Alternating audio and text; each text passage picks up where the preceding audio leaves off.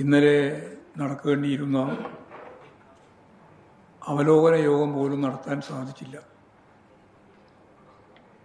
ഇത് കേരളത്തിൻ്റെ ചരിത്രത്തിലെ ഒരു പുതിയ സംഭവമാണ്. ഇത്ര ഗുരുതരമായ തരത്തിലുള്ള ആരോഗ്യ പ്രശ്നം കൈകാര്യം ചെയ്യാൻ ഗവൺമെൻറ്റിനാവുന്നില്ല എന്നതിൻ്റെ ഏറ്റവും പ്രധാനപ്പെട്ട തെളിവാണ്. അവിടെ KJ റീനയായിരുന്നു ഡയറക്ടർ. ഗവൺമെൻറ്റിൻ്റെ താല്പര്യം വെച്ച് അവരെ സ്ഥലം മാറ്റുകയും തരം താഴ്ത്തുകയും ചെയ്തു. അവർ ട്രിബ്യൂണൽ പോയി, കോടതിയിൽ പോയി, അത് റദ്ദാക്കി. ഓഫീസിലേക്ക് ഇന്നലെ പോയപ്പോൾ അവിടെ ഡോക്ടർ V. മീനാക്ഷി ഗവൺമെൻറ്റിൻ്റെ നിർദ്ദേശമനുസരിച്ച് താൽക്കാലിക ഡയറക്ടറായിട്ട് കസേരയിലിരിക്കുകയാണ്. പത്രങ്ങൾ പറഞ്ഞത്, മാധ്യമങ്ങൾ പറഞ്ഞത്, ഇവർ രണ്ടുപേരും DHSൻ്റെ ഡയറക്ടർ ഓഫീസിൽ അപ്പുറവും ഇപ്പുറവും ഇരിക്കുന്ന നില ഉണ്ടായി എന്ന്. ഒരു നിലപാട് സ്വീകരിച്ച് നേരത്തെ പറഞ്ഞതുപോലെ ഒരു അവലോകന യോഗം പോലും കൃത്യമായി നടത്താൻ സാധിക്കാത്തൊരവസ്ഥ കേരളത്തിൻ്റെ ആരോഗ്യ മേഖലയുടെ ചരിത്രത്തിൽ ആദ്യത്തെ സംഭവമാണ്. ഇനി എങ്ങനെയാണ് ആ പ്രശ്നം പരിഹരിക്കുക എന്നുള്ളതിനെപ്പറ്റി ഒരു വ്യക്തതയില്ല. അപ്പോൾ ഞാൻ പറഞ്ഞു വരുന്നത്, പൊതുജനാരോഗ്യത്തെ അപകടപ്പെടുത്തുന്ന ഈ നീക്കം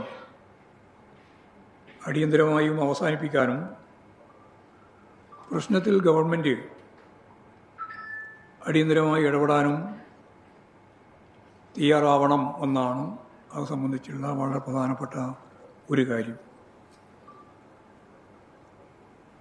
യഥാർത്ഥത്തിൽ ബഡ്ജറ്റുമായി ബന്ധപ്പെട്ട കാര്യങ്ങളെല്ലാം നല്ലതുപോലെ ഇന്നലെ മുതലേ ചർച്ച ചെയ്തുകൊണ്ടിരിക്കുകയാണ്.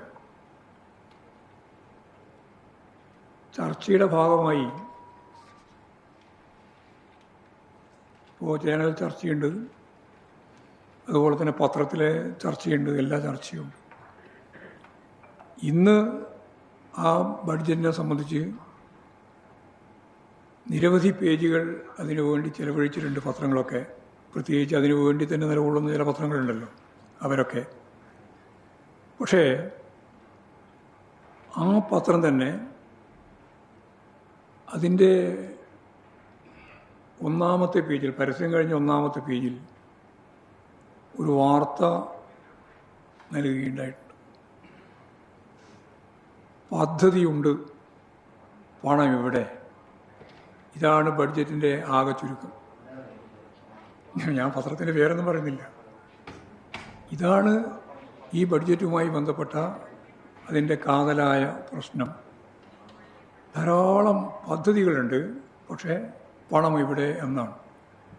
എന്നിട്ട് ആ പത്രം തന്നെ പറയാണ്, അതിൻ്റെ ശരീരം മുഴുവൻ ഇതിൻ്റെ പരസ്യമാട്ടോ, ബഡ്ജറ്റിൻ്റെ നേട്ടം കാര്യങ്ങളൊക്കെയാണ്. അതിനുള്ളിൻ്റെ ഉള്ളിൽ വായിക്കുമ്പോഴാണ് മനസ്സിലാകുന്നത് ഇതൊന്നും ഇക്കൊല്ലം നടപ്പിലാക്കാൻ കഴിയുന്നതല്ല. തുടങ്ങി വെക്കാനേ സാധിക്കുള്ളൂ, കല്ലിടാൻ പറ്റും, കടലാസിലാണ് പദ്ധതി. ഇതാണ് യഥാർത്ഥത്തിൽ ബഡ്ജറ്റിൻ്റെ ഇന്നത്തെ ഈ പ്രധാനപ്പെട്ട പത്രം തന്നെ പറഞ്ഞതാണ് ഇതിൻ്റെ കാതലായ പ്രശ്നം. എന്ന് പറഞ്ഞാൽ സമ്പൂർണ്ണ സ്വകാര്യവൽക്കരണത്തിനുള്ള ആമുഖ പ്രഭാഷണമാണ് മുഖ്യമന്ത്രി V.D. സതീശൻ്റെ ബഡ്ജറ്റ് പ്രസംഗമായി അവതരിപ്പിച്ചത്. ധാരാളം പദ്ധതികളൊക്കെ ചൂണ്ടിക്കാണിച്ചിട്ടുണ്ട്.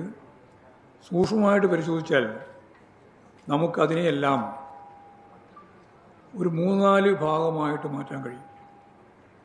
അതിലൊന്നാമത്തെ കാര്യം, ഒരു സംശയമില്ലാതെ എല്ലാവരും പറയുകയും മുഖ്യമന്ത്രി തന്നെ അംഗീകരിക്കുകയും ചെയ്തിട്ടുള്ള സ്വകാര്യവൽക്കരണമാണ്. ഇപ്പോൾ ഇവിടെ ഞാനൊരു നെഹ്റുവിയൻ സോഷ്യലിസ്റ്റാണ് എന്നാണ് അദ്ദേഹം അവകാശപ്പെടുക. നെഹ്റുവിയൻ സോഷ്യലിസത്തിൻ്റെ ഭാഗമായി പൊതുമേഖലാ സ്ഥാപനങ്ങൾ പൂർണ്ണമായിട്ട് അടച്ചുപൂട്ടാനും അതിൻ്റെ സ്വത്തുമെല്ലാം കോർപ്പറേറ്റുകൾക്ക് ഉൾപ്പെടെ നൽകാനും തീരുമാനിക്കപ്പെടുന്ന സാഹചര്യം എന്ന് പറയുന്നത് നെഹ്റുവിയൻ സോഷ്യലിസത്തിൻ്റെ നേരെ എതിർവശമാണ് എന്ന് വളരെ വ്യക്തതയോടുകൂടി പറയാൻ ഞാൻ ആഗ്രഹിക്കുകയാണ്. അപ്പോൾ വിപരീത ദശയിലാണ് യഥാർത്ഥത്തിൽ കേരള ഗവൺമെൻറ് ഇപ്പോൾ അവതരിപ്പിച്ച ബഡ്ജറ്റിലൂടെ ചൂണ്ടിക്കാണിച്ചിട്ടുള്ളത്. വളരെ പ്രധാനപ്പെട്ട അവരുന്നയിക്കുന്ന കാര്യങ്ങൾ പരിശോധിച്ചാൽ നമ്മുടെ ധാതു സമ്പത്ത്, റെയർ എർത്ത് ഉൾപ്പെടെ കോർപ്പറേറ്റുകൾക്ക് നൽകുന്നതിന് വേണ്ടിയുള്ള ബോധപൂർവമായ പ്രവർത്തനം ദക്ഷിണ കേരളം, പ്രത്യേകിച്ച് ആലപ്പുഴ, കൊല്ലം, തിരുവനന്തപുരം മേഖലയാക്കി തിരിച്ച് ഓരോരോ ഭാഗം ആയി എടുത്ത് വിവിധ പേരുകളിലാണത് വിളിക്കുന്നത്. അത് ഒന്ന് അവർ പറയുന്നത് വിഷൻ സമുദ്ര, ഒരു പ്രധാനപ്പെട്ട പേരിട്ട് വിളിച്ചിരിക്കുകയാണ്. അതുപോലെ തന്നെ റെയർ എർത്തിൻ്റെ ഖനനത്തിന് ഇന്നേ വരെ കേരളം കഴിഞ്ഞ 10 കൊല്ലക്കാലം പ്രത്യേകിച്ചും ഗവൺമെൻറ് പൊതുമേഖലാ സ്ഥാപനത്തെ മാത്രമേ ഉപയോഗിച്ചിട്ടുള്ളൂ.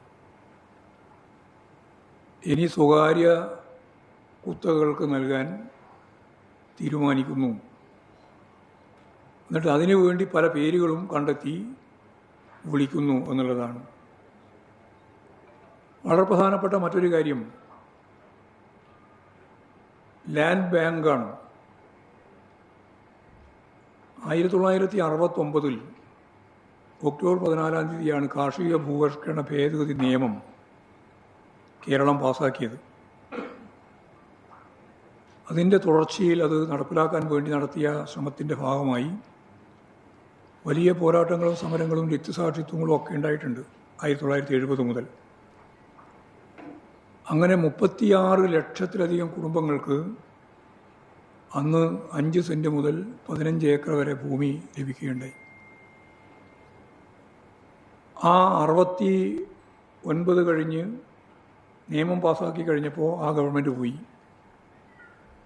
ആ ഗവൺമെൻറ് പോയതിന് ശേഷം പിന്നെ വന്ന ഗവൺമെൻറ്റുകൾ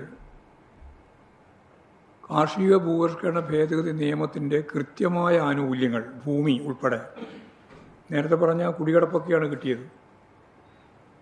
ലക്ഷക്കണക്കിന് ഭൂരഹിതരായ പട്ടികജാതി പട്ടികവർഗ വിഭാഗമുണ്ട്, ദരിദ്ര കൃഷിക്കാരുണ്ട്, കർഷക തൊഴിലാളികളുണ്ട്. ഇവർക്കെല്ലാം ഭൂമി കിട്ടേണ്ടതാണ്. ആ ഭൂമി യഥാർത്ഥത്തിൽ ഇടതുപക്ഷ മുന്നണി ഗവൺമെൻറ് മാറി അധികാരത്തിൽ വന്ന ഗവൺമെൻറ് ഇഷ്ടദാനം ഉൾപ്പെടെയുള്ള വിവിധ പേരുകളിൽ മിച്ചഭൂമി ഇല്ലാതാക്കാനും അന്നത്തെ ജന്മിമാരുൾപ്പെടെയുള്ള ഭൂപ്രഭുക്കന്മാർ അന്നു മുതലേ കേസിൽപ്പെട്ട് ഉൾപ്പെടുത്തി നിൽക്കുകയും ചെയ്യുന്ന ഭൂമി ഉൾപ്പെടെ സാധാരണക്കാരായ ഈ പാവപ്പെട്ട മനുഷ്യർക്ക് നൽകുന്നതാണ് ഭൂപരിഷ്കരണത്തിൻ്റെ തുടർച്ചയിൽ വേണ്ടത്. 1 ഇഞ്ച് ഭൂമിയില്ലാത്ത പട്ടികവർഗ വിഭാഗമുണ്ട്. ഇടതുപക്ഷ മുന്നണി ഗവൺമെൻറ് പറഞ്ഞിരുന്നത് അവർക്ക് 1 ഏക്കർ ഭൂമി വീതം കൊടുക്കുമെന്നാണ്. കുറേ കൊടുക്കാനായി, കുറേ കൊടുക്കാനായിട്ടില്ല. അത്തരം ഗവൺമെൻറ്റിൻ്റെ കയ്യിലേക്ക് വരുന്ന ഭൂമികളെല്ലാം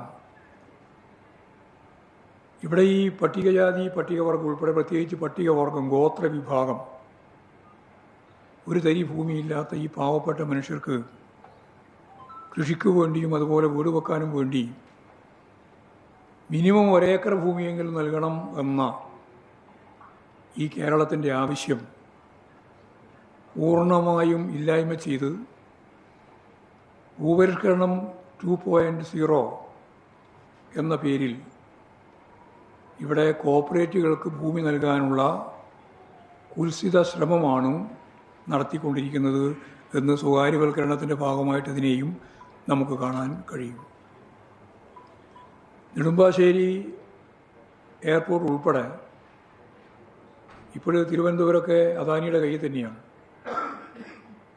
അതും വിൽക്കുന്നതിനെ പറ്റിയാണ് ആലോചിച്ചുകൊണ്ടിരിക്കുന്നത്. ഇപ്പോൾ ഒരു ഭാഗത്ത് സമുദ്രതീരം മുഴുവൻ, പ്രത്യേകിച്ച് ആലപ്പുഴ കൊല്ലം മേഖല ഉൾപ്പെടെ തുറമുഖങ്ങൾ, എയർപോർട്ടുകൾ, ആകാശവും ഭൂമിയും വെള്ളവുമെല്ലാം സ്വകാര്യവൽക്കരിക്കുന്ന പ്രക്രിയക്ക് വിധേയപ്പെടുത്തുന്ന, നേരത്തെ ധവളപത്രത്തിൽ ചൂണ്ടിക്കാണിച്ച കാര്യങ്ങളെല്ലാം ഈ ബഡ്ജറ്റിൻ്റെ ഭാഗമായിട്ടും പറഞ്ഞു പോകുന്നു എന്നുള്ളതാണ് സത്യം. മനോരമ പറഞ്ഞതുപോലെ എവിടെ നിന്നാണ് ഈ പണം എന്ന ചോദ്യം പൊതുവേ കേരളം മുഴുവൻ ചോദിച്ചപ്പോൾ ധനകാര്യ വകുപ്പ് മന്ത്രി, മുഖ്യമന്ത്രി പറഞ്ഞത് സ്വകാര്യവൽക്കരണത്തിൻ്റെ ഭാഗമായിട്ടാണ് എന്നാണ്. ഞാൻ മറച്ചു വെക്കുന്നില്ല, ഞാൻ കണ്ടതാണ് ആ പത്രസമ്മേളനം, ഞാൻ മറച്ചു വെക്കുന്നില്ല. സ്വകാര്യ മൂലധനത്തെ പൂർണ്ണമായി ആശ്രയിക്കാതെ കേരളത്തിൽ എങ്ങനെയാണ് വളരാനാവുക എന്ന ചോദ്യമാണ് അദ്ദേഹം ഉന്നയിച്ചത്. എന്ന് പറഞ്ഞാൽ നമ്മുടെ കേരളത്തിൻ്റെ, ഞാൻ നേരത്തെ പറഞ്ഞതുപോലെ, നമ്മുടെ ഭൂമിയും നമ്മുടെ ആകാശവും നമ്മുടെ ജലാശയങ്ങളും, പ്രത്യേകിച്ച് കടൽ ഉൾപ്പെടെ, സീപോർട്ടും എയർപോർട്ടും ഉൾപ്പെടെ എല്ലാം വിൽപ്പനക്ക് വെച്ച് പണം അങ്ങനെ ഞങ്ങൾ ഉണ്ടാക്കും എന്നാണ് ഇപ്പോൾ പറഞ്ഞുകൊണ്ടിരിക്കുന്നത്. ചാർട്ടേഡ് വിമാനത്തിൽ മംഗലാപുരം പോയതുമായി ബന്ധപ്പെട്ട് ചർച്ച ഉയർന്നു വന്നപ്പോൾ എന്തായിരുന്നു എന്ന ചോദ്യം പ്രധാനമായിരുന്നു. അപ്പോൾ ഇപ്പോൾ വളരെ വ്യക്തമായി, ധവളപത്രത്തോടുകൂടി കുറേയും കൂടി വ്യക്തമായി, ഇപ്പോൾ കൃത്യതയോടുകൂടി മനസ്സിലായി. ഇതെല്ലാം വിൽക്കാനാണ്, അദാനിക്ക് വേണ്ടിയാണ്.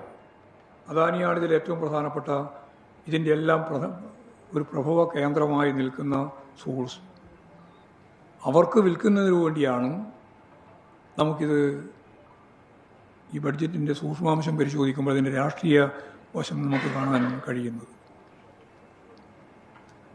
അതേപോലെ ക്ഷേമപ്രവർത്തനങ്ങളെല്ലാം ഏതാണ്ട് അവസാനിപ്പിക്കുന്ന ഘട്ടത്തിലേക്കാണ് കാര്യങ്ങൾ നീങ്ങുന്നത്. ഒരു സംശയം തീർക്കാൻ വേണ്ടി ഞാൻ ഇപ്പോഴും പ്രതിപക്ഷ നേതാവായിരുന്ന ഘട്ടത്തിൽ അദ്ദേഹത്തിൻ്റെ പ്രഖ്യാപനം കേട്ടുവരികയാണ്. ഞങ്ങൾ തീരുമാനിക്കുന്ന ക്ഷേമ പെൻഷൻ്റെ വർധനവ് ഒന്നാമത്തെ ബഡ്ജറ്റിൽ അംഗീകരിക്കുമെന്നാണ് പറഞ്ഞത്. നിങ്ങൾ കേട്ടോ വേണമെങ്കിൽ, ഒറ്റ അക്ഷരം വേണ്ടിയിട്ട് 3000 ഉറുപ്പികയാണ് അവർ പ്രഖ്യാപിച്ചത്. ആ 3000 ഉറുപ്പിക ഞാൻ എൻ്റെ എന്ന് പറഞ്ഞിട്ടില്ല, ഞങ്ങൾ ആദ്യത്തെ ബഡ്ജറ്റിൽ പ്രഖ്യാപിക്കും എന്നാണ് പറഞ്ഞത്.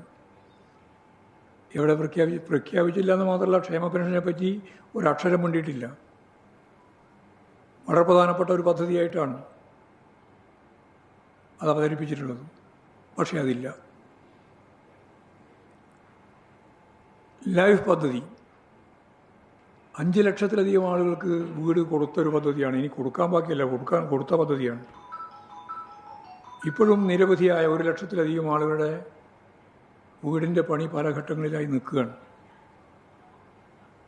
ഒരു പരാമർശവും ഇല്ല. പാർപ്പിടവുമായി ബന്ധപ്പെട്ട് ലക്ഷക്കണക്കിന് മനുഷ്യനെ ബാധിക്കുന്ന ഈ പ്രശ്നത്തിൽ ഫലപ്രദമായ ഒരു മറുപടിയും ജനങ്ങളുടെ മുമ്പിൽ അവതരിപ്പിക്കുന്ന ബഡ്ജറ്റല്ല ഇത് എന്ന് നമുക്ക് മനസ്സിലാവും. കുടുംബശ്രീ കേരളത്തിലെ ഏറ്റവും ശ്രദ്ധേയമായ സ്ത്രീ ശാക്തീകരണത്തിൻ്റെ ഒരു ലോകം ശ്രദ്ധിച്ച ഒന്നാണ് കുടുംബശ്രീ. ആ കുടുംബശ്രീ പദ്ധതി യഥാർത്ഥത്തിൽ ഒന്നും തന്നെ പുതുതായിട്ട് നൽകുന്നില്ല എന്ന് മാത്രമല്ല, മുമ്പത്തെ ഗവൺമെൻറ് ചൂണ്ടിക്കാണിച്ചത് തന്നെ കുറക്കുകയാണ്. വയോജനക്ഷേമം വകുപ്പുണ്ടാക്കി എന്ന് പറഞ്ഞുകൊണ്ട് വയോജനക്ഷേമത്തിന് വേണ്ടി പണം നീക്കി വെക്കുന്നില്ല എന്നുള്ളത് നമുക്ക് കാണാൻ കഴിയും. തൊഴിലുറപ്പ് പദ്ധതി അതിപ്പോഴും കേന്ദ്ര ഗവൺമെൻറ് തന്നെ മാറ്റി പുതിയ പദ്ധതിയായിട്ട് വരുമ്പോൾ ഗവൺമെൻറ് 40%, കേരള ഗവൺമെൻറ്, സംസ്ഥാന ഗവൺമെൻറ് ചെലവിൻ്റെ 40% അതിനു വേണ്ടി നീക്കി വെക്കണം. ഇടതുപക്ഷ മുന്നണി ഗവൺമെൻറ് ഭരണം നടത്തിക്കൊണ്ടിരിക്കുമ്പോൾ അതിൻ്റെ ബൂസ്റ്റർ ഫണ്ട് എന്ന രീതിയിൽ 1000 രൂപ വെച്ചതാണ്. ഇപ്പോഴും ബൂസ്റ്റർ ഫണ്ടേ ഇല്ല. പദ്ധതി നടപ്പിലാക്കണമെങ്കിൽ അവരിപ്പം പറഞ്ഞിട്ടുള്ളത് 2200 കോടി രൂപയെങ്കിലും കേരളം കേന്ദ്രത്തിന് അല്ലെങ്കിൽ വിഹിതമായി അംഗീകരിക്കണം. അത് അംഗീകരിച്ചാൽ മാത്രമേ തൊഴിൽ ദിനങ്ങളെ സംബന്ധിച്ചിടത്തോളം തീരുമാനിച്ച് കേന്ദ്ര ഗവൺമെൻറ് ഇങ്ങോട്ട് കാര്യങ്ങൾ അവതരിപ്പിക്കൂ. ആ 2200 കോടിക്ക് പകരം ഇവിടെ 1400 കോടി രൂപയെ മാത്രമേ മാറ്റിവെച്ചിട്ടുള്ളൂ പദ്ധതിക്ക് വേണ്ടി. എന്ന് പറഞ്ഞാൽ ഒരു വലിയ തുക ഇനിയും കൊടുത്താൽ മാത്രമേ പദ്ധതി ആരംഭിക്കാൻ സാധിക്കുള്ളൂ. ജൂലൈ മാസം മുതൽ വേണമെന്നാണ്. അതിന് ഈ ബഡ്ജറ്റിൽ ചൂണ്ടിക്കാണിച്ചത് 1400 കോടി മാത്രമാണ്. 2200 കോടി മിനിമം വേണം. എങ്കിൽ മാത്രമേ ഈ പരിപാടി നടപ്പിലാക്കാൻ നമുക്ക് സാധിക്കുള്ളൂ. സംസ്ഥാന ഗവൺമെൻറ് തന്നെ നടപ്പിലാക്കിക്കൊണ്ടിരിക്കുന്ന ഒന്നാണ് അയ്യങ്കാളി നഗര തൊഴിലുറപ്പ് പദ്ധതി. അത് ഇതിൽ ഒരു നയാ പൈസയും മാറ്റിവെച്ചിട്ടില്ല. ഇപ്പോൾ നഗരമേഖലയിലുള്ള തൊഴിലുറപ്പ് പദ്ധതി പൂർണ്ണമായിട്ടും അയ്യങ്കാളിയുടെ പേരിലുള്ളതാണ്. അത് പൂർണ്ണമായിട്ടും ഉപേക്ഷിക്കുന്ന സ്ഥിതിയിലേക്ക് എത്തിയിരിക്കുകയാണ്. അതേപോലെ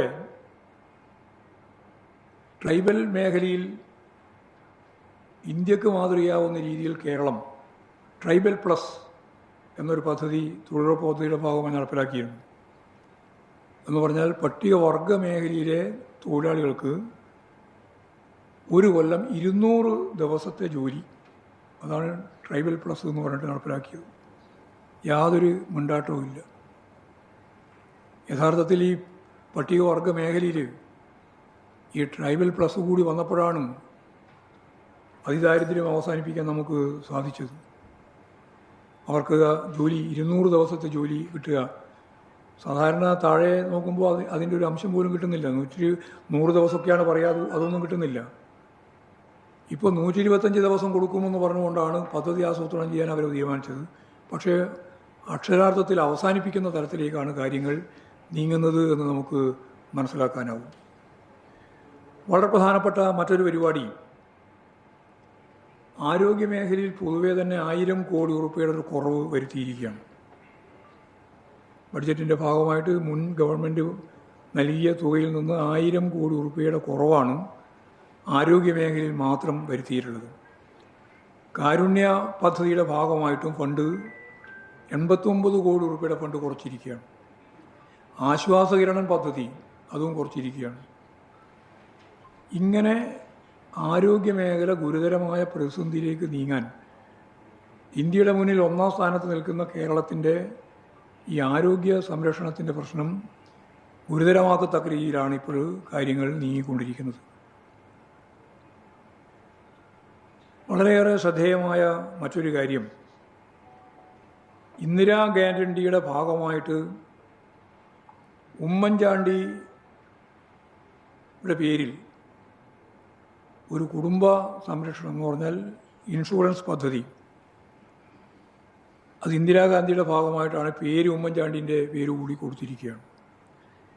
അത് നടപ്പിലാക്കാൻ വേണ്ടി യഥാർത്ഥത്തിൽ 90 ലക്ഷം കുടുംബമുണ്ട്. 25 ലക്ഷം രൂപയാണ് അതിൽ പറയുന്നത്. നീക്കി വെച്ചത് 10 കോടി രൂപയാണ്. എന്ത് ചെയ്യാനാണ്? DPR തയ്യാറാക്കാൻ വേണ്ടിയിട്ടാണെന്നാണ്. DPR തയ്യാറാക്കേണ്ട ഒരു കാര്യം, എത്രയോ ഇൻഷുറൻസ് കമ്പനികളുണ്ട്, അവരുമായിട്ട് നെഗോഷിയേറ്റ് ചെയ്ത് തീരുമാനമെടുക്കുകയേ വേണ്ടൂ. അത് തീരുമാനിക്കുമ്പോൾ ഈ 90 ലക്ഷം കുടുംബങ്ങൾക്ക് 25 ലക്ഷം രൂപ വരെ കിട്ടത്തക്ക രീതിയിലുള്ള ഈ പദ്ധതി നടപ്പിലാക്കണമെങ്കിൽ 100 കണക്കിന് കോടി, 1000 കണക്കിന് കോടി രൂപ വേണം. നിങ്ങൾ കണക്കൂട്ടി നോക്കിയാൽ മതി എവിടെയാണ് ഇത് നടപ്പിലാക്കാൻ ഉദ്ദേശിക്കുന്നത്. ഇതൊക്കെ മുദ്രാവാക്യപരമായിട്ട് എഴുതി വെക്കുന്നതിൻ്റെ അപ്പുറത്ത് പ്രാവർത്തികമാകുന്ന ഒരു കാര്യവുമില്ല. കല്ലിടാനും കടലാസിലും കാണുന്നതിൻ്റെ അപ്പുറത്ത് പ്രായോഗികമാകുന്ന സ്ഥിതിയല്ല ഉള്ളത് എന്ന് നമുക്ക് മനസ്സിലാക്കാൻ കഴിയും. അതേപോലെ തന്നെ ഈ ഗവൺമെൻറ് വിദ്യാഭ്യാസ മേഖലയിൽ നടപ്പിലാക്കാൻ തീരുമാനിച്ച ഏറ്റവും പ്രധാനപ്പെട്ട ഒന്നാണ് ഈ PM ശ്രീ പദ്ധതി. അത് നടപ്പിലാക്കാതെ ഇരിക്കാനാവില്ല എന്നാണ് അവർ പറഞ്ഞുകൊണ്ടിരിക്കുന്നത്. പഞ്ചാബിൽ മുമ്പ് നടപ്പിലാക്കിയിട്ട് 9 മാസം കഴിഞ്ഞപ്പോൾ പൂർണ്ണമായിട്ട് പിൻവലിച്ചതാണ്. കേരള ഗവൺമെൻറ് ഈ പരിപാടി ഞങ്ങൾ ഇപ്പോഴും നടപ്പിലാക്കാൻ ഉദ്ദേശിപ്പിക്കുന്നില്ല എന്ന് പറഞ്ഞിട്ട് മരവിപ്പിച്ചതുമാണ്. മരവിപ്പിച്ചു എന്ന പദത്തെ അടിസ്ഥാനപ്പെടുത്തിയിട്ടാണ് ഇപ്പോൾ ചർച്ച നടത്തിക്കൊണ്ടിരിക്കുന്നത്. ഒരു കാര്യമില്ല. മരവിപ്പിച്ച് ഇത്രയും മാസം എത്തിയല്ലോ, തുടങ്ങിയിട്ടില്ലല്ലോ. ഏത് ബ്ലോക്കാണ്, ഏത് സ്കൂളുകളാണ് എന്നുള്ള പേര് പോലും കൊടുത്തിട്ടില്ല. ആദ്യം പണം വാങ്ങി എന്നൊക്കെയുള്ള കളവാണ് പറഞ്ഞത്, അതിപ്പോൾ മാറ്റി. PMCയുടെ ഭാഗമായിട്ട് ഒരു പൈസയും കിട്ടിയിട്ടില്ല, കൊടുക്കുന്നില്ല. കാരണം എങ്ങനെയാണ്, എവിടെയാണ് നടപ്പിലാക്കുന്നത് പറഞ്ഞിട്ടില്ല. ഏത് സ്കൂളിലാണെന്ന് നമ്മൾ പ്രഖ്യാപിച്ചിട്ടില്ല. PM ശ്രീ പറയുന്നതിനേക്കാളെല്ലാം മെച്ചപ്പെട്ട സ്കൂളുകളാണ് കേരളത്തിലുള്ളത്, ഇപ്പം തന്നെ നിലവിലുള്ളത്. അപ്പോൾ കാവ്യവൽക്കരണവുമായി ബന്ധപ്പെട്ട പ്രശ്നമാണ്. ഞങ്ങൾ അധികാരത്തിൽ വന്നാൽ ഇത് ചവറ്റുകൊട്ടയിൽ എറിയും, അറബിക്കടലിലേക്ക് താഴ്ത്തും എന്നൊക്കെ പറഞ്ഞ ആളുകൾ ഇപ്പോഴും PMC പദ്ധതി നടപ്പിലാക്കാൻ ഒരുമ്പിട്ടിറങ്ങുന്നു എന്നുള്ളതാണ് നമ്മൾ കാണുന്ന ഏറ്റവും പ്രധാനപ്പെട്ട ചിത്രം. അപ്പോൾ യഥാർത്ഥത്തിൽ ജനങ്ങളുടെ മുമ്പിൽ അവതരിപ്പിച്ച, തിരഞ്ഞെടുപ്പ് ഘട്ടത്തിലും അതിനു മുമ്പും പറഞ്ഞുകൊണ്ടിരുന്ന കാര്യങ്ങളെല്ലാം ടേൺ അടിക്കുന്ന ഒരവസ്ഥയിലേക്ക് കാര്യങ്ങൾ നീങ്ങുന്നു. കേന്ദ്ര സർക്കാരിൻ്റെ ഇന്ധനവില കൂടുമ്പോൾ സംസ്ഥാന സർക്കാർ അധിക വരുമാനം വേണ്ടെന്ന് വെക്കണം എന്നായിരുന്നു അവരുടെ തീരുമാനം. വി. ഡി. സതീശൻ 1 മാസം കഴിഞ്ഞിട്ടും ഈ ബഡ്ജറ്റിൻ്റെ അകത്ത് ഉൾപ്പെടെ ഈ കാര്യത്തെ സംബന്ധിച്ച് ഒരു അക്ഷരം മിണ്ടിയിട്ടില്ല. സംസ്ഥാനത്തിന് ലഭിക്കുന്ന ഈ ആനുകൂല്യം വേണ്ടെന്ന് വെക്കുവാൻ തീരുമാനിച്ചിട്ടും ഇല്ല എന്നുള്ളത് നമുക്ക് വളരെ വ്യക്തതയോടുകൂടി മനസ്സിലാവുന്നതാണ്.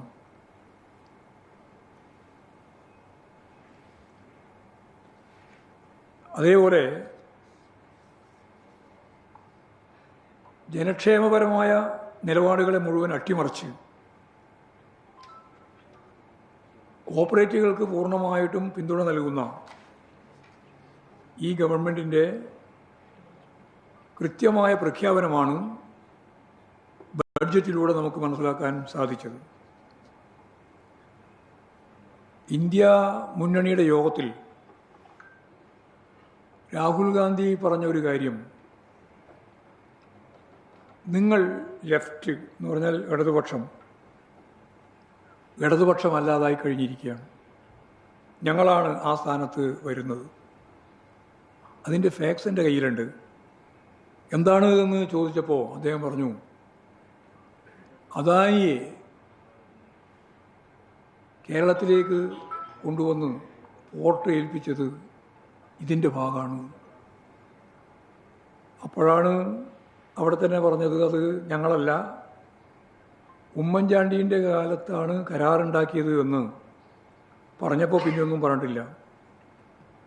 എന്ന് പറഞ്ഞാൽ ഞാൻ ഇതാണ് ഉദ്ദേശിക്കുന്നത്, ഞങ്ങളാണ് ലെഫ്റ്റ് എന്ന് ഇവിടെ വി. ഡി. സതീശനും അവിടെ രാഹുൽ ഗാന്ധിയും പറയുന്നതിന് യാതൊരു അടിസ്ഥാനമില്ല എന്ന് മാത്രമല്ല, വലതുപക്ഷത്തിൻ്റെ അങ്ങേയറ്റത്തെ ഉദാരവൽക്കരണ നിലപാടിൻ്റെ, സാമ്രാജ്യത്വവൽക്കരണത്തിൻ്റെ, സ്വകാര്യവൽക്കരണത്തിൻ്റെ പ്രധാനപ്പെട്ട ഉത്തരവാദിത്തമാണ് UDF ഗവൺമെൻറ്റിൻ്റെ 1ാമത്തെ മാസം പ്രഖ്യാപിച്ചിട്ടുള്ള ബഡ്ജറ്റിൽ നമുക്ക് മനസ്സിലാക്കാൻ സാധിക്കുന്നത് എന്നുള്ളതാണ് വളരെ പ്രധാനപ്പെട്ട ഒരു കാര്യം.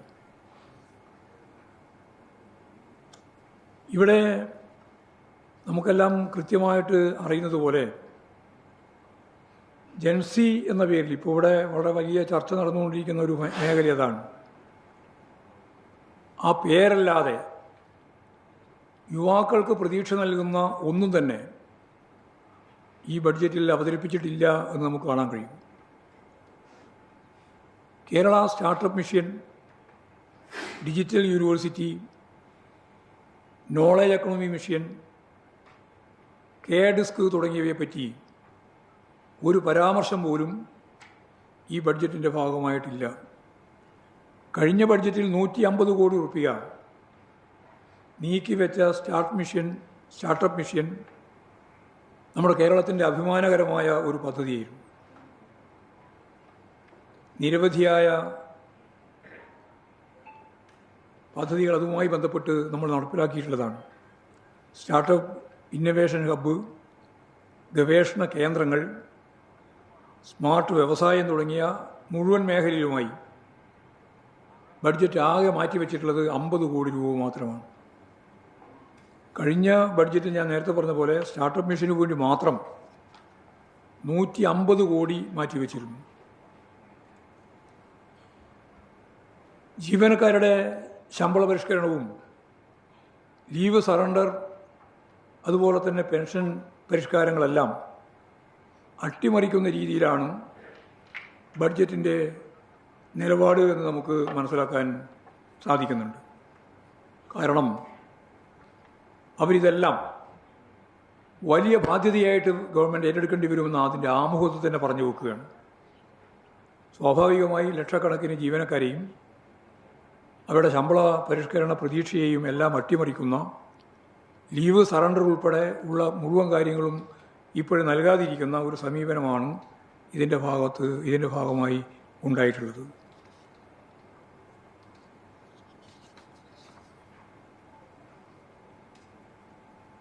എന്ന് പറഞ്ഞാൽ വമ്പൻ പദ്ധതികളൊക്കെ പ്രഖ്യാപിക്കുകയും അതിനാവശ്യമുള്ള 1% തുക പോലും നീക്കിവെക്കാതിരിക്കുകയും ചെയ്യുന്നതാണ് ഈ ബഡ്ജറ്റിൻ്റെ പ്രത്യേകമായ ഒരു രീതി.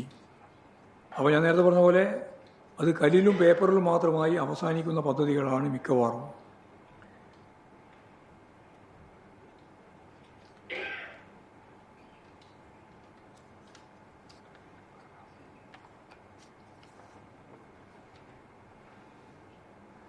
വളരെ പ്രധാനപ്പെട്ട മറ്റൊരു കാര്യം, കേന്ദ്ര ഗവൺമെൻറ് കേരളത്തെ വലിയ രീതിയിൽ അവഗണിച്ചുകൊണ്ടിരിക്കുകയാണ്. ഒരുതരം സാമ്പത്തിക പ്രതിരോധം തന്നെയാണ്.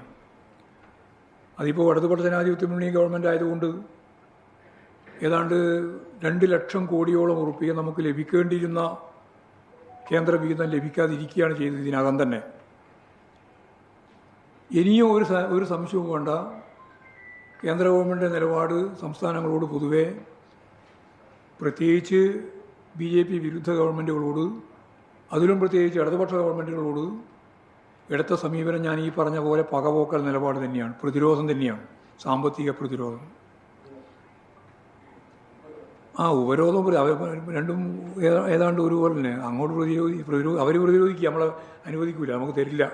ഉപരോധം, പണം തരാതിരിക്കുകയാണ് നമുക്ക്.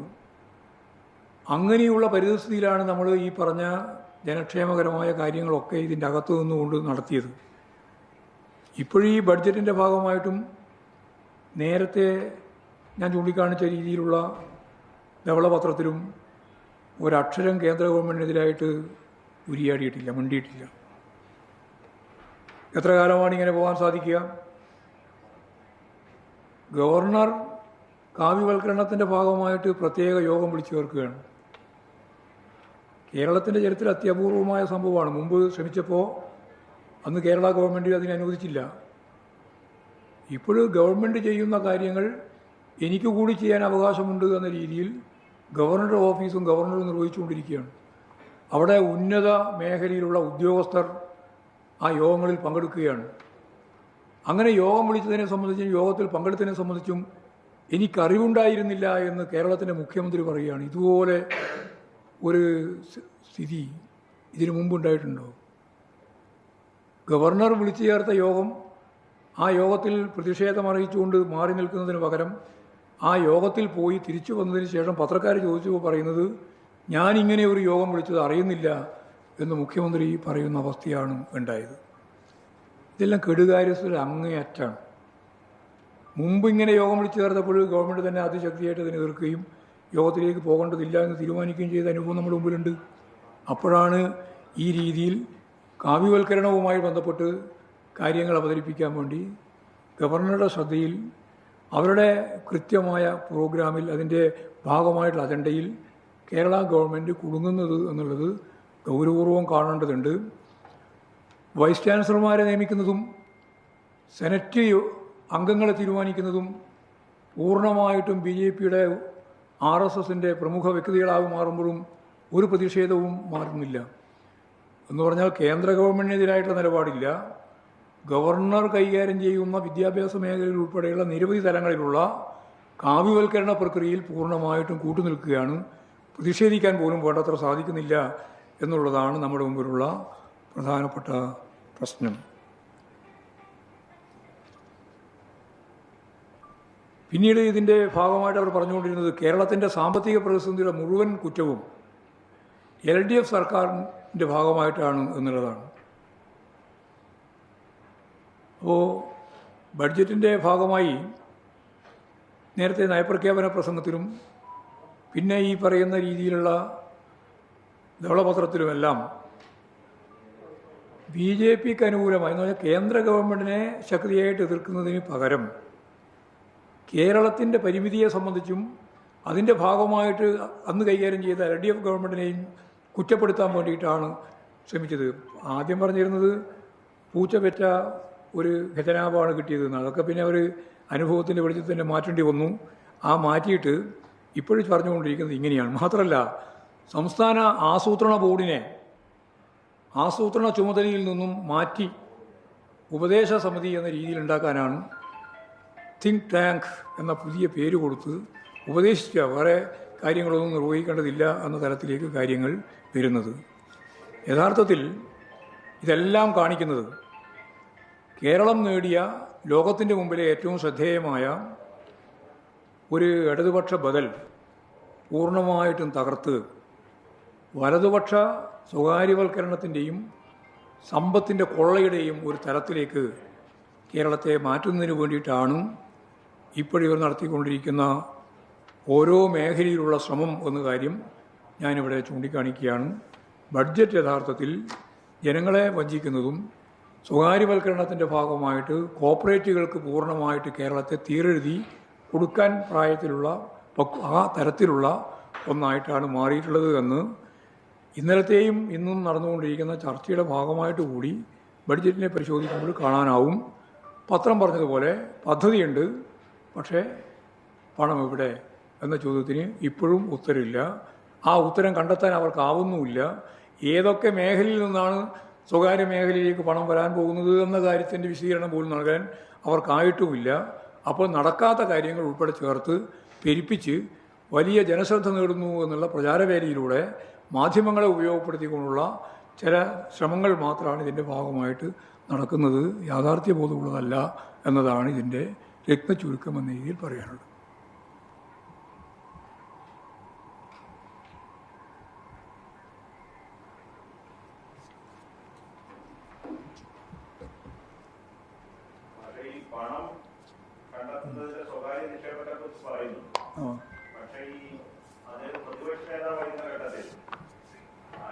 സാമ്പത്തിക പ്രതിസന്ധി പരിഹരിക്കുന്നതിന് വേണ്ടി അദ്ദേഹത്തിന്റെ പ്ലാൻ എയും പ്ലാൻ ബിയും പ്ലാൻ സി ഒക്കെ ഉണ്ടെന്നാണ് പറഞ്ഞിട്ടുണ്ട്. അപ്പൊ അദ്ദേഹം പറഞ്ഞൊരു ഭാഗം ഈ സ്വർണത്തിന്റെ വിപണി, അതിൽ നിന്ന് ലഭിക്കുന്ന ടേൺ ഓവറിനനുസരിച്ചുള്ള നികുതി കേരളത്തിൽ ലഭിക്കുന്നത് ഏകദേശം 15,000 കോടി രൂപ ലഭിക്കുന്നൊക്കെയാണ് അദ്ദേഹം പറഞ്ഞത്. അങ്ങനെ ഒരു ധനസമാഹരണത്തിന്റെ ഒരു കാര്യവും ഈ ബഡ്ജറ്റിന്റെ ഒരു ഭാഗത്ത് സൂചിപ്പിക്കുന്നില്ല. ഒന്ന് അതിലൊപ്പം കൂട്ടിച്ചേർക്കാനുള്ളത് സ്വകാര്യവൽക്കരണത്തെ സംബന്ധിച്ച് ചോദിച്ചു. ഇത് നയപരമായ മാറ്റമാണെന്ന് ചോദിച്ചപ്പോൾ കോൺഗ്രസിന്റെ ഇന്ത്യയിലെ നയം ഇത് തന്നെയാണെന്ന് അദ്ദേഹം ആവർത്തിച്ച് വ്യക്തമാക്കുകയും അത് കോൺഗ്രസിൻ്റെ നയം സ്വകാര്യവൽക്കരണ നയം തന്നെയാണ്. BJP ഇപ്പോഴും നടപ്പിലാക്കിക്കൊണ്ടിരിക്കുന്ന സാമ്പത്തിക നിലപാടുകളെല്ലാം കോൺഗ്രസ് തുടങ്ങി വെച്ചതോ അല്ലെങ്കിൽ ആരംഭിച്ചതോ ആയ ആഗോളവൽക്കരണ നിലപാടിൻ്റെ ഭാഗമായിട്ടുള്ളത് തന്നെയാണ്. നരസിംഹറാവു മുതൽ ഇങ്ങോട്ട് നടപ്പിലാക്കിയിട്ടുള്ള സാമ്പത്തിക നയം തന്നെയാണ് BJP ഇപ്പോഴും നടപ്പിലാക്കിക്കൊണ്ടിരിക്കുന്നത്. അതുകൊണ്ട് സാമ്പത്തിക നിലപാട് സംബന്ധിച്ച് അവർക്ക് കേന്ദ്രവും അതുപോലെ തന്നെ അതിൻ്റെ സംസ്ഥാനത്തിൻ്റെ ഭാഗമായിട്ട് നിൽക്കുന്ന കോൺഗ്രസ് ഗവൺമെൻറ്റിൻ്റെ അല്ലെങ്കിൽ UDF ഗവൺമെൻറ്റിൻ്റെ നയം തമ്മിൽ വ്യത്യാസമില്ല, വൈരുദ്ധ്യമില്ല. പിന്നെ വി.ഡി. സതീശൻ പ്രതിപക്ഷത്തായിരിക്കുമ്പോൾ പറഞ്ഞ നിരവധി കാര്യങ്ങൾ സ്വയം വിഴുങ്ങുകയാണ്. ഒന്നും തന്നെ അവർ അതിൻ്റെ ഗൗരവത്തിൽ കാണാനോ പ്ലാൻ എയും ബിയും സിയും ഒന്നുമില്ല എന്ന് എല്ലാവർക്കും ഇപ്പോഴും വ്യക്തമായി. പുതിയ പണം കണ്ടെത്താനുള്ള ഒരു പദ്ധതിയും ആസൂത്രണം ചെയ്യാൻ സാധിച്ചിട്ടില്ല എന്നുള്ളതും ബഡ്ജറ്റിലൂടെ വ്യക്തമാണ്. അതുകൊണ്ട് സ്വർണത്തിൻ്റെ നികുതി മാത്രമല്ല ഒരു കാര്യവും സ്വാഭാവികമായിട്ട് നമ്മൾ ബഡ്ജറ്റ് പരിശോധിച്ച് നോക്കിയാൽ ഈ പ്ലാൻ എയും ഇല്ല, ബിയും ഇല്ല, സിയും ഇല്ല. ആ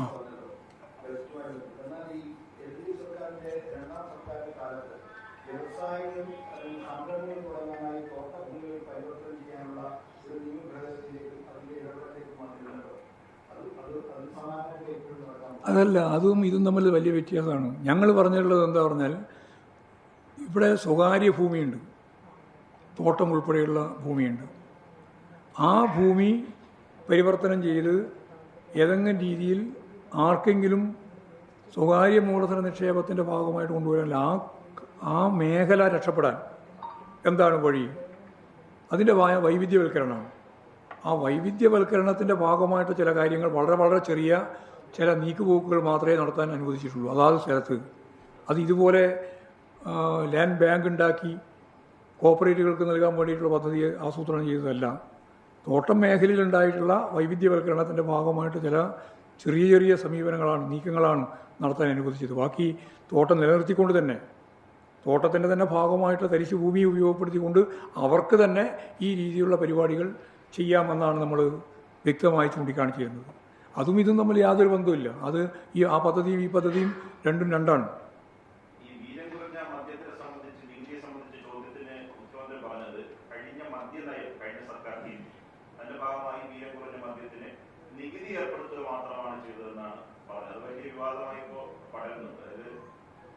അല്ല, അത് വീര്യം കുറഞ്ഞ മദ്യം എന്നുള്ളത് കൊണ്ട് അന്ന് ഇടതുപക്ഷ മുന്നണി ഗവൺമെൻറ് ആലോചിച്ചത്, നമ്മൾ ഈ കശുവണ്ടി ഉണ്ടല്ലോ, അതിൻ്റെ മാങ്ങ, കശുമാങ്ങ, ആ കശുമാങ്ങയൊക്കെ ഉപയോഗിച്ചുകൊണ്ടുള്ള വീര്യം കുറഞ്ഞ മദ്യത്തെ സംബന്ധിച്ചാണ്. ഇത് അതല്ല. ഇതിപ്പോഴവർ പറഞ്ഞുകൊണ്ടിരിക്കുന്നത് വീര്യത്തിൻ്റെ പറഞ്ഞല്ലോ ഇത്ര ശതമാനം, അത്ര 10% കുറവ്, അതുപോലെ തന്നെ 10%, 15, 20 അങ്ങനെയാണ്. അതെങ്ങനെയാണെന്ന് വെച്ചാൽ ഇവിടെ നിർമ്മിക്കുന്നതാണത്. മറ്റത് പ്രകൃതിദത്തമായിട്ട് കിട്ടുന്ന വളരെ പ്രധാനപ്പെട്ട കേരളത്തിൻ്റെ കാർഷിക വിളവുകളിൽ നിന്ന് നമ്മൾ ഉൽപ്പാദിപ്പിക്കുന്ന മദ്യത്തിൻ്റെ അത് വീര്യം കുറവായിരിക്കും. ആ വീര്യം കുറഞ്ഞ മദ്യത്തിൻ്റെ ടാക്സാണ് ഉദ്ദേശിച്ചത്. അല്ലാണ്ട് ഇതിപ്പോൾ ആർക്കും ഡിസ്പ്ലേ തുടങ്ങി വീര്യത്തിൻ്റെ, അതായത് ഈ സ്പിരിറ്റിൻ്റെ അളവ് കുറച്ച് വീര്യം കുറവാണെന്ന് പറഞ്ഞ് വിൽക്കാനുള്ള സൗകര്യം കൊടുക്കുകയാണ്. അതാണ് ഉണ്ടായത്. അതാണ് വിമർശനപരമായിട്ട് വന്നത്. അല്ല, എല്ലാ വ്യവസായത്തിനും നമ്മൾ പിന്തുണ നൽകുന്നില്ലല്ലോ. ഇമാതിരിയുള്ള വ്യവസായത്തിന് ഇപ്പം തന്നെ ഉണ്ടല്ലോ 200-250% ഇപ്പോൾ ടാക്സ് ഉണ്ടല്ലോ. അതാണല്ലോ 100-150 കുറക്കുന്നത്. അതാ പ്രശ്നം. നേരെ മറിച്ച് നേരത്തെ പറഞ്ഞതുപോലെ കാർഷിക ഉൽപ്പന്നങ്ങളിൽ നിന്ന് വീര്യം കുറഞ്ഞ മദ്യം ഉണ്ടാക്കി വിൽക്കുന്നുണ്ടെങ്കിൽ അത് കൃഷിക്കാർക്ക് കൂടി ഗുണം ചെയ്യുന്ന പദ്ധതിയാണ്. ആ പദ്ധതിയാണ് ഇടതുപക്ഷ മുന്നണി ഗവൺമെൻറ് ആ സന്ദർഭത്തിൽ അംഗീകരിച്ചു കൊടുത്തിട്ടുള്ളത്.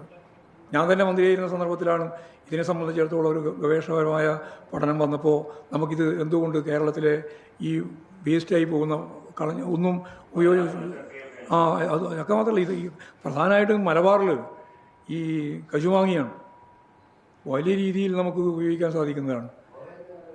ഗോവയിൽ ഇഷ്ടംപോലെ ഇപ്പോൾ തന്നെ കൊടുക്കുന്നുണ്ട്.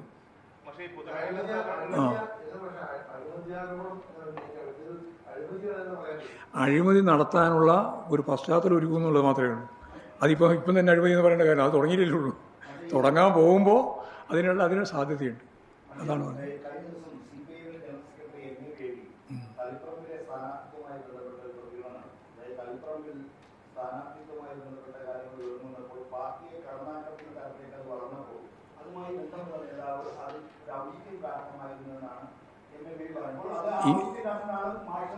അത് നിങ്ങൾ സ്ഥാപിക്കുന്നില്ലേ? ഞങ്ങൾ റിവ്യൂ റിപ്പോർട്ടിൻ്റെ ഭാഗമായിട്ട് പറഞ്ഞ കാര്യങ്ങളെല്ലാം നിങ്ങളെല്ലാം കയ്യിലുണ്ട്. ഇപ്പോൾ മനോരമേൻ്റെയും മാതൃക അത് പ്രസിദ്ധീകരിച്ചില്ല അവർ. അപ്പോൾ അതൊക്കെ പകൽ വെളിച്ചം പോലെ ജനങ്ങളുടെ കയ്യിലുള്ള രേഖ തന്നെയാണ്.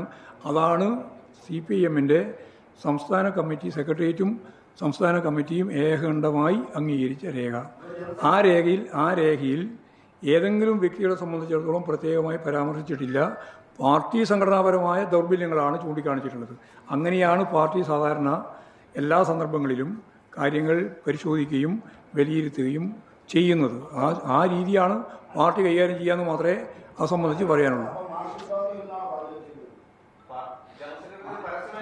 ഞാൻ പറഞ്ഞതിൽ നിന്ന് വ്യക്തമാണത്. പാർട്ടി നിലപാടിൻ്റെ ഭാഗമായിട്ടുള്ള റിവ്യൂ റിപ്പോർട്ടുമായിട്ട് ബന്ധപ്പെട്ട കാര്യമാണ് ഞാൻ പറഞ്ഞത്.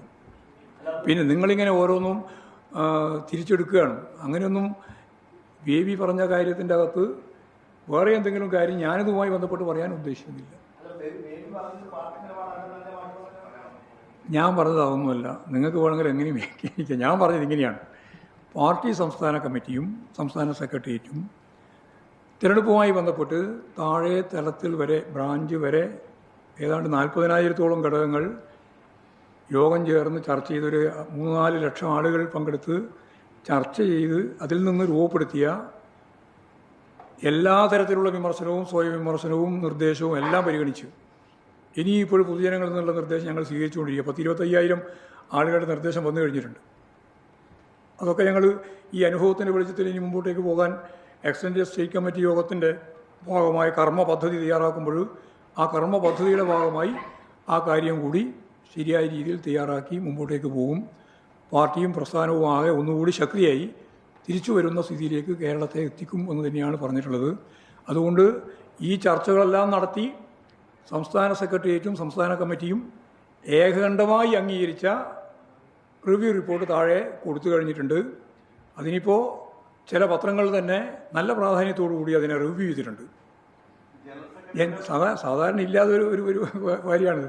അവരാണെങ്കിൽ അത് ഞങ്ങൾ നൽകിയ രേഖയുടെ ആദ്യ ഭാഗം ഉൾപ്പെടെ അവരെ നമ്മൾ കാണിച്ചിട്ടുമുണ്ട്. എന്ന് പറഞ്ഞാൽ ഞങ്ങളുടെ കയ്യിൽ ഇതുണ്ട് എന്നാണ്. അവരുടെ കയ്യിലുണ്ടത് രേഖ. സ്വാഭാവികമായിട്ടും ഞങ്ങളെ സംബന്ധിച്ച് അതൊന്നും മറച്ചു വെക്കാനില്ല. പത്രസമ്മേളനത്തിൽ ഞാൻ തന്നെ കാര്യങ്ങൾ ചൂണ്ടിക്കാണിച്ചതാണ്. ആ പറഞ്ഞതിൻ്റെ അപ്പുറത്ത് പാർട്ടി സംസ്ഥാന കമ്മിറ്റിക്കോ അല്ലെങ്കിൽ പാർട്ടിയുടെ ഈ രേഖയുടെ ഭാഗമായിട്ടോ എന്തെങ്കിലും പറയാൻ ഞാൻ ഉദ്ദേശിക്കുന്നില്ല.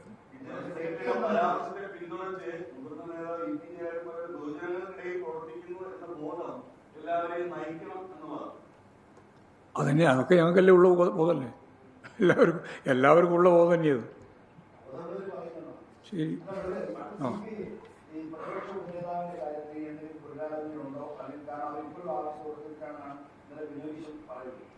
അല്ല, അത് സംബന്ധിച്ച് കാര്യങ്ങൾ ചർച്ച ചെയ്ത് പരിഹരിക്കാൻ സാധിക്കുന്നേ ഉള്ളൂ. ഞങ്ങളിപ്പോൾ ഞാൻ നേരത്തെ പറഞ്ഞല്ലോ, ഇവിടെ തന്നെ പറഞ്ഞല്ലോ, ഞങ്ങൾ മുൻ കീഴ്വഴക്കനുസരിച്ച് പ്രതിപക്ഷ നേതാവും അതുപോലെ തന്നെ ഉപനേതാവും കേരള അസംബ്ലിയുടെ ചരിത്രത്തിൽ ഞങ്ങൾ പ്രതിപക്ഷത്താവുമ്പോൾ CPIM തന്നെയാണ് രണ്ടും കൈകാര്യം ചെയ്യുന്നത്.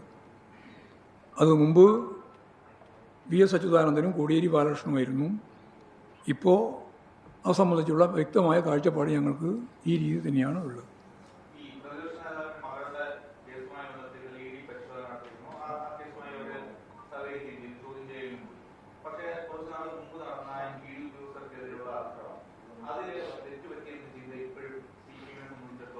അല്ല, ഞങ്ങളെ സംബന്ധിച്ചിടത്തോളം ഈ ED ഉന്നയിക്കുന്ന പ്രശ്നത്തിൻ്റെ കമ്പനിപരമായ പ്രശ്നങ്ങളൊക്കെ അവർ തന്നെ കൈകാര്യം ചെയ്യും. അതിൽ രാഷ്ട്രീയമായ ഇടപെടൽ നടത്തുമ്പോഴാണ് ഞങ്ങൾ രാഷ്ട്രീയമായിട്ട് അതിനെ നേരിടുന്നത്.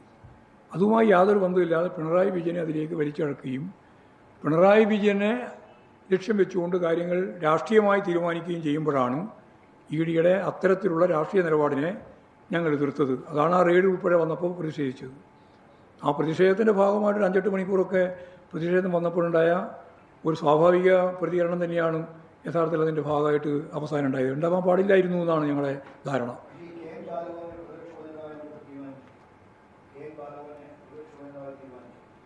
പ്രതിപക്ഷ ഉപനേതാവായി ആര് തീരുമാനിച്ചോന്നും അല്ല, പാർട്ടിക്ക് തീരുമാനിക്കാനുള്ള അവകാശമുണ്ട് എന്നാണ് ഞങ്ങളിപ്പോൾ പറയുന്നത്. അല്ലാണ്ട് തീരുമാനിച്ചിട്ടില്ല. തീരുമാനിക്കാനുള്ള അവകാശം ഞങ്ങൾക്കുണ്ട്, അത്രയേ ഉള്ളൂ. അതുകൊണ്ടൊരു അപകടവും സംഭവിച്ചിട്ടില്ലല്ലോ. കാര്യങ്ങളൊക്കെ നല്ലപോലെ തുറന്നു കാണിച്ച് പ്രതിപക്ഷത്തിൻ്റെ ദൗത്യം നല്ലതുപോലെ നിർവഹിക്കാൻ ഈ 2 സമ്മേളനത്തിൻ്റെയും ഭാഗമായിട്ട് സാധിച്ചല്ലോ. മാത്രമല്ല, ഗവൺമെൻറ്റിൻ്റെ 1 മാസം കൊണ്ട് ഇതുപോലെ ഇത്ര ജനവിരുദ്ധമായ നിലപാടിലേക്കാണ് കാര്യങ്ങൾ നീങ്ങുന്നത് എന്ന് തുറന്നു കാണിക്കാൻ കഴിഞ്ഞ മറ്റൊരു ഗവൺമെൻറ് ചരിത്രത്തിലുണ്ടായിട്ടില്ല.